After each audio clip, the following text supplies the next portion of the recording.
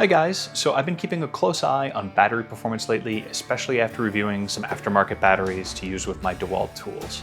I wanted to be able to give you guys some long-term updates. But here's the surprise. The first battery to give me some problems and fail wasn't the aftermarket one, it was actually my Dewalt 6 amp hour battery.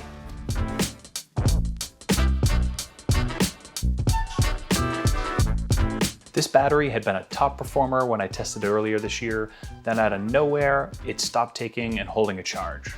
It would show 3 bars on the battery indicator after charging, but then within 15 to 20 minutes, it would just drop to 1 bar, even if I'm not trying to use it. When I did try and run the battery on something like my leaf blower, I'd get maybe 1 to 2 minutes of runtime. Clearly, something had gone wrong.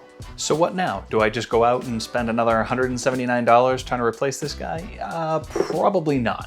Or do I tear this open and try and do a DIY fix?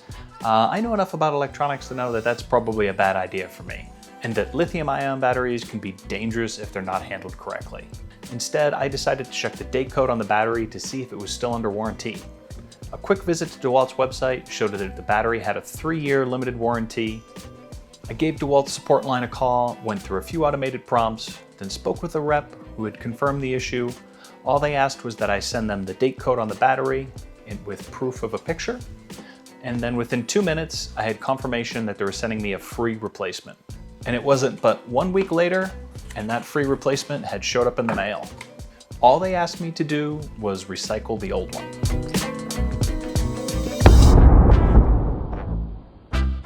So here's my advice. If you're not sure if your battery is still covered, just make the call. It took me just a couple of minutes to find out mine was covered, and all I needed to do was send them a picture and my address.